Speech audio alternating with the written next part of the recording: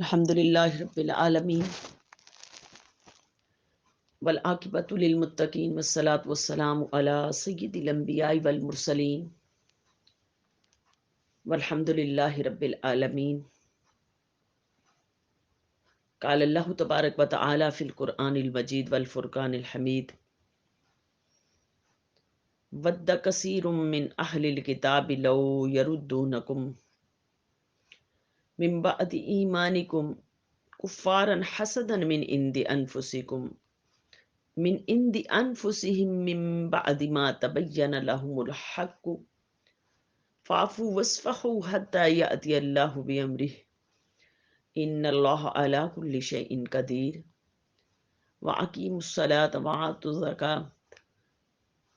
الزکاۃ وما تقدموا لانفسکم من خیر تجدوہ عند اللہ ان اللہ بما تعملون بصیر۔ صدق اللہ و مولانا العظیم۔ معزز سامعات، آج کا جو ہمارا ذکر کا گوشہ اس کے اندر ہم سورہ بقرہ اس کی آیت نمبر 109 اور 1010 یعنی 109 110 اس کی تفسیر کرنے کے لیے جائیں گے۔ اس کے اندر رب کائنات نے قرآن مجید میں ارشاد فرمایا، پہلے ہم ترجمہ کرتے ہیں کہ ود کثیر من اہل الکتاب، کہ بہت سے اہل کتاب یہ خواہش ہے ان کی خواہش ہے کہ تمہارے ایمان لے آنے کے بعد تمہیں لو جو نا ایمان لینے کے بعد تمہیں کفر کی طرف لٹا دے، واپس لو یردونکم، کہ وہ تمہیں کو لٹا دے من بعد ایمانکم کفارن، کفر کے بعد کفر کی طرف لوٹا دے ایمان لانے کے بعد، حسدن اپنے حسد کے باعث، من عند انفسہم جو ان کے دلوں میں حسد ہے اس کی وجہ سے، من بعد ما تبین لہم الحق جب ان کے پاس حق جو نا واضح ہو چکا، ظاہر ہو چکا، فافو اے محبوب مکرم صلی اللہ علیہ وآلہ وسلم سو آپ درگزر کیجئے، وصفہو اور نظر انداز کیجئے، درگزر کیجئے اور انداز کرتے رہیے، حتیٰ یاتی اللہ بامرہ یہاں تک کہ اللہ کا حکم آ جائے، ان اللہ علی کل شیء قدیر بے شک اللہ ہر چیز پر قادر ہیں۔ پھر آگے فرمایا واقیموا الصلاۃ اور نماز قائم کرو، وآتوا الزکاۃ اور زکوٰۃ ادا کرو، وما تقدموا لانفسکم اور بھیجو اپنی جانوں کے لیے بھلائی آگے، من خیر جو تم بھلائی بھیجو گے، تجدوہ عند اللہ اس کو پالو گے اللہ کے ہاں، ان اللہ بما تعملون بصیر بے شک اللہ پاک جو تم کر رہے ہو اللہ پاک اس کو دیکھ رہے ہیں۔ اس آیت کریمہ کا شان نزول اس طرح ہے کہ جنگ احد کے بعد جب جنگ احد ہوئی تو اس جنگ کے اندر بہت سے صحابہ کرام جو نا شہید ہوئے۔ جب شہید ہوئے تو اب جو نا حیات صحابہ کرام تھے وہ جب واپس لوٹے تو ان کو جو نا منافقین اور جو نا یہود یہ طعنہ دینے شروع ہو گئے۔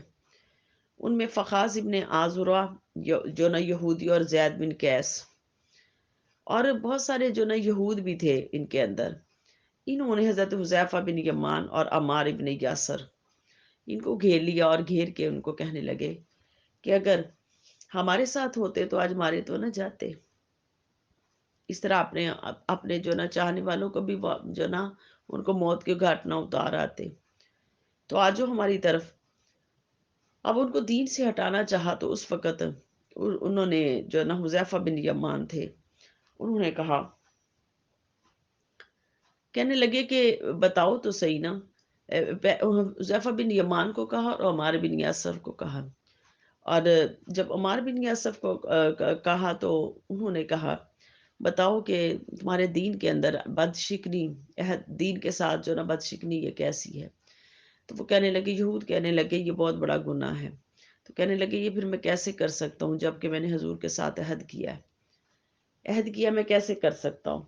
اب یہ یہود کہنے لگے یہ تو ہمارے ہاتھ نہیں آئے گا، چلو حذیفہ بن یمان کو لے لیتے۔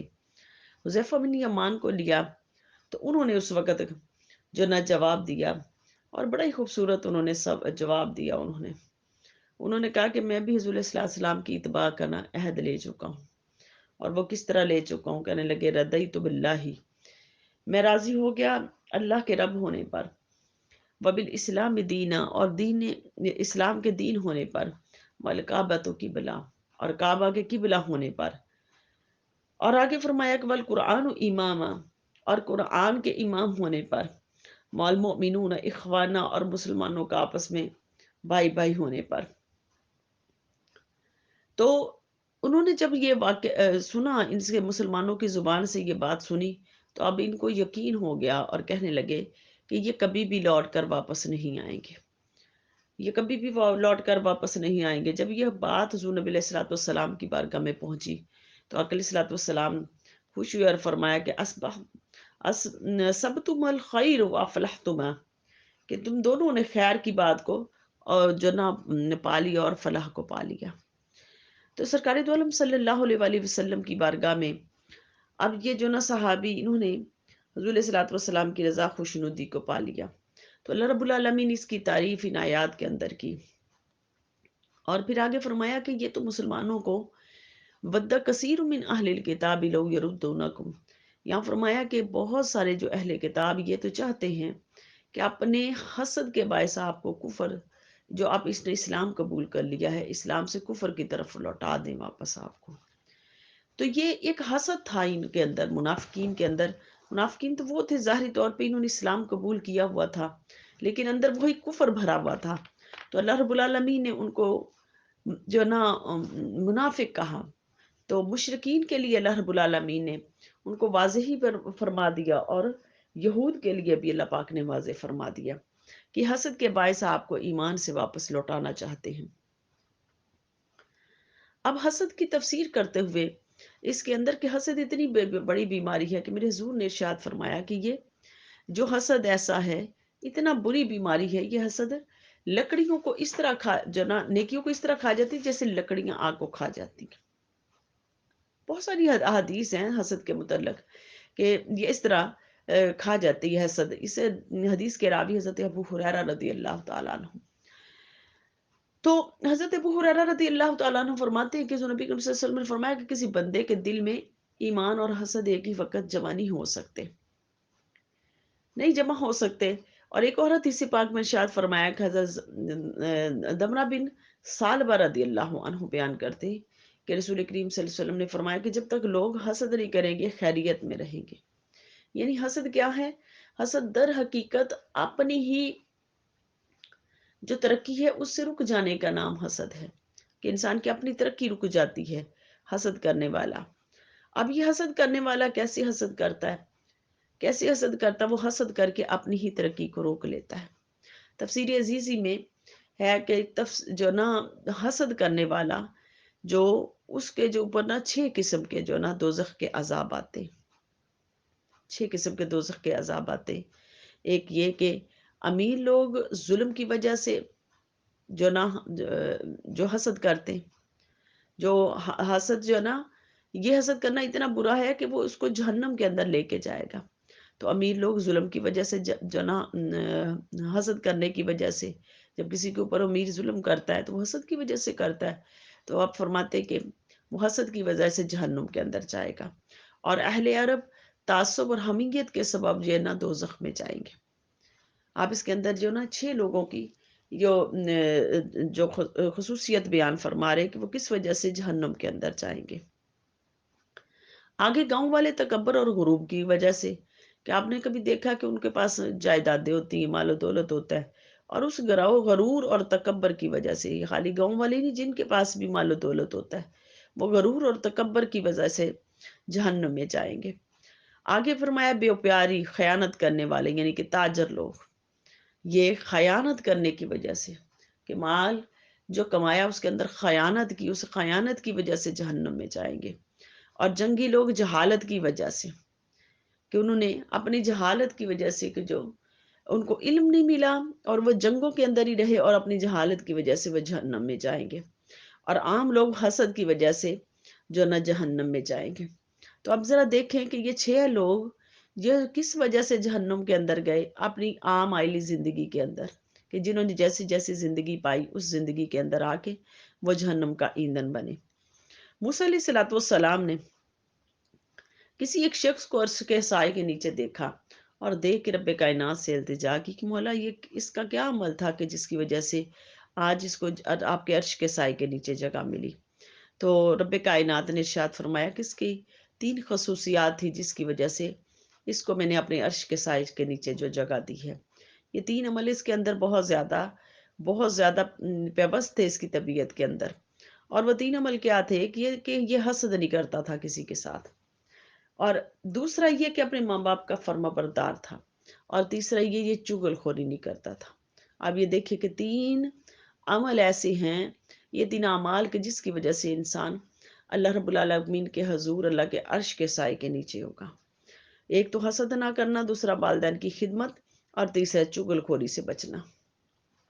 اسی طرح اہل اللہ میں سے فضل ابن محلب فرماتے کہ تکبر سے بچو. کیا اہل اللہ فرماتے؟ یہ اہل اللہ میں سے آپ فرماتے کہ تکبر سے بچو، کہ شیطان اسی تکبر کی وجہ سے لعنتی ہوا کہ اس نے ابا واستکبرا، تکبر کیا نا، انکار کیا، تو اس وجہ سے وہ جو نہ جہنمی ہوا، لعنتی ہوا. اور اسی طرح جو نہ آدم علیہ الصلوۃ والسلام کو اس نے جنت سے باہر کروایا، اور کس وجہ سے؟ حرص اور طمع کی وجہ سے. آپ فرماتے حرص اور طمع سے بچو، کیونکہ آدم علیہ الصلوۃ والسلام نے کو اسی چیز نے کہ آپ نے وہ جو دانا کھایا تھا اس کی وجہ سے جو بھول ہو گئی. انبیاء علیہ الصلوۃ والسلام سے کی بھول ہوتی ہے، بھول کے اندر امت کے احکامات ہوتے ہیں امت کے لیے. تو آپ کو اس وجہ سے جو نا جنت سے نکال دیا گیا. اور پھر فرمایا کہ حسد سے دور رہو. آپ فرماتے یہ محلب ابن فضل ابن محلب فرماتے، آپ فرماتے کہ حسد ہی نے قابیل اور حابیل کو جو نا سے حابیل کا قتل کروایا، اور اسی حسد نے یوسف علیہ الصلوۃ والسلام کے بھائیوں کے درمیان جو نا جدائی ڈلوائی. اور یہ حسد ہی ایسا ہے جو گناہوں کی طرف لے کے جاتا ہے، یہ گناہوں کا سبب بنتا ہے. تو اسی وجہ سے فرمایا کہ حسد سے بچو، حسد سے بچو. اب حسد کے جو نا یہ 4 درجے ہیں، 4 درجے ہیں حسد کے. حسد کے 4 درجوں میں پہلا یہ ہے کہ حاسد دوسروں کی نعمت کا زوال چاہتا ہے. وہ کہتے ہیں کہ خواہ مجھے ملے یا نہ ملے، مگر اس کے پاس سے بھی جاتی رہے، اس کا مال بھی تباہ و برباد ہو جائے. یعنی حاسد کا یہ جو اس کا جو خیال ہوتا ہے کہ مجھے ملے نہیں یا نہ ملے، لیکن اس کا جو مال ہے یہ بھی ختم ہو جائے. دوسرا درجہ حسد کا کہ یعنی کہ یہ پہلا جو درجہ ہے یہ بھی جہنم کے اندر لے کے جائے گا. اور دوسرا درجہ فرمایا کہ یہ ہے کہ حاسد دوسروں کی نعمت خود لینا چاہے، کہ فلاں کا باغ یا اس کی جائیداد میرے پاس آ جائے، یا اس کا جو نا کاروبار جو نا مال و دولت میرے پاس آ جائے، یا اس کا گھر میرے پاس آ جائے. اس طرح کی اس کی خواہش ہوتی ہے. یا اس کی جو نا اگر حاکم ہے تو حاکم کہے کہ اس کی جو نا جو سلطنت ہے وہ مجھے مل جائے. تو یہ حسد ہے، یہ بھی مسلمانوں کے حق میں حرام ہے، یہ بھی حسد مسلمانوں کے حق میں حرام ہے. اور تیسرا درجہ حسد کا یہ ہے کہ حاسد اس نعمت کے حاصل کرنے سے خود تو عاجز ہے، اس لیے آرزو کرتا ہے کہ دوسروں کے پاس بھی نہ رہے، اور وہ مجھ سے کہیں بڑھ نہ جائے. یعنی کہ اس حاسد کی یہ رائے ہوتی ہے کہ یہ جو کہیں اس کا مال و دولت میرے مال و دولت سے نہ کہیں بڑھ جائے، یا علم اس کا میرے علم سے نہ کہیں بڑھ جائے. تو یہ جو حسد کا یہ جو درجہ ہے اس سے بھی منع کیا گیا. چوتھا مرتبہ حسد کا کہ وہ تمنا کرے کہ یہ نعمت اوروں کے پاس بھی رہے اور مجھے بھی مل جائے. اور اوروں کا زوال تو نہیں چاہتا، مگر اس کا جو نا خواہش مند ہے، اس کا خواہش مند ہے کہ یہ جو نا اس کو بھی مل جائے اور مجھے بھی مل جائے. یہ دینی بات اور نہ دنیاوی باتوں میں تو اللہ رب العالمین اس کو منع کرتے ہیں، لیکن دینی باتوں کے اندر اللہ رب العالمین نے اس کو منع نہیں فرمایا. کہا کہ دینی باتوں میں کسی دوسرے سے حسد کرنا یہ جائز ہے. 2 وجہ سے حسد کرنا جو جائز ہے حدیث پاک میں، لا حسد فی الاسنین، 2 وجہ سے حسد کرنا جائز ہے. ایک وہ شخص کہ جس کو قرآن دیا گیا، اس نے زیادہ علم سیکھا، آگے سکھایا، تو فرمایا کہ اس کے ساتھ حسد کرو، یہ حسد جائز ہے. یعنی علمی طور پر حسد کرنا یہ جائز ہے. اور دوسرا کہ ایک جس کو مال دیا گیا اور اس نے مال اللہ کی راہ میں لگایا، تو یہ حسد یہ جائز ہے. تو ارشاد فرمایا کہ یہ حسد جو نا یہ ایسے یہ حسد کر سکتے ہیں، باقی حسد یہ اللہ کے حضور جو نا یہ جائز نہیں ہے۔ اور قرآن مجید کے اندر جو حسد ہے، دین کے اندر حسد ہے، یہ حسد بھی جائز ہے کہ بندہ جو نیکیوں کی طرف آگے بڑھتا چلا جاتا ہے، نیکیوں کی طرف، اور دوسروں کو نیکیوں کرنے کی توفیق دیتا ہے، اس کو بھی توفیق اس کی وجہ سے ملتی ہے، تو یہ حسد یہ جائز ہے۔ تو اس لیے کہا گیا کہ اس حسد سے جو منع فرمایا گیا اور اس حسد کی طرف اس کو کرنے کا حکم دیا گیا۔ اور آگے ارشاد فرمایا کہ پھر اے محبوب مکرم صلی اللہ علیہ وسلم، آپ معاف کیجیے اور درگزر کیجیے، معاف کیجیے اور درگزر کیجیے۔ آپ ان کافروں سے پردہ جو نا درگزر چشم پوشی کیجیے اور ان کو ان سے درگزر کیجیے کہ یہ جو بھی آپ کے خلاف سے سازشیں کرتے ہیں ان سے جو نہ درگزر کیجیے۔ ان اللہ علی کل شیء قدیر، بے شک اللہ پاک ہر چیز پر قادر ہیں۔ آگے ارشاد فرمایا کہ یہود کی جو جماعت ہے، اسی کے اس کے جو رد کے اوپر آگے مسلمانوں کو اس چیز کی طرف ترغیب دلائی، واقیم الصلاۃ، کہ مومنون تم نماز قائم کرو، واتوا الزکوٰۃ، اور زکوٰۃ دو، زکوٰۃ دو، جو مال تمہارے پاس ہے، جو مالدار ہیں وہ زکوٰۃ ادا کریں، جو اتنے مالدار نہیں ہیں وہ اپنی مال میں سے اتنے صدقات ادا کرتے ہیں تاکہ ان کا مال پاک ہوتا جائے، ان کو دینے کی عادت پڑے۔ وما تقدموا لانفسکم، اور بھیجو اپنی جانوں کے لیے آگے بھلائی، جو بھی تم بھلائی بھیجو گے وہ بھلائی تم دیکھ لو گے عند اللہ، اللہ کے ہاں۔ ان اللہ بما تعملون بصیر، بے شک اللہ جو کو تم کچھ کر رہے ہو اللہ پاک اس کو دیکھ رہے ہیں۔ یعنی کہ جو بھی بھلائی کرو گے تم، یعنی کہ مال کے ذریعے بھلائی کرو گے تم، اعمال کے ذریعے کرو گے، اللہ پاک کہتے ہیں کہ اس کو دیکھ لو گے۔ حدیث پاک میں اقلی صلی اللہ علیہ وسلم نے ارشاد فرمایا کہ جب بندہ خیرات کرتا ہے، نیک جو نا خیرات کرتا ہے، یعنی کہ ایک کھجور وہ جو اللہ کی راہ میں صدقہ کرتا ہے، اللہ پاک اس کھجور کو اپنی مٹھی میں لے لیتے ہیں اور لے کے وہ کھجور کا اجر اتنا بڑھتا چلا جاتا ہے کہ قیامت والے دن وہ پہاڑ کے برابر ایک اجر اس کے سامنے پیش کر دیا جائے گا۔ اور اس وقت بندہ کہے گا مولا یہ میری نیکی تو نہیں، تو اللہ رب العالمین فرمائیں گے یہ وہ تمہاری نیکی تھی جو خیرات تم نے کی تھی، وہ اس کا اجر بڑھتے بڑھتے آج اس پہاڑ کے برابر ہو گیا۔ تو بندہ کہے گا ہے کاش میں کہ دنیا کے اندر لوٹ جاتا اور اس طرح کی نیکیاں کرتا۔ یعنی کہ انسان کی نیکی جو نا اللہ پاک اس کو دکھا دیں گے اس نیکی کو، تو اس لیے ان چھوٹی چھوٹی نیکیوں کو کرتے رہنا چاہیے اللہ رب العالمین کے حضور، تاکہ ان نیکیوں کا اجر ملتا جائے۔ تو اللہ پاک نے دیکھو ان نیکیوں کو کرنے کا کتنا بڑا اللہ پاک نے اجر دیا ہے، کتنا اجر دیا ہے کہ تم جتنی نیکیاں کرتے چلے جاؤ اللہ کے ہاں تم اتنا زیادہ اجر پاتے چلے جاؤ گے۔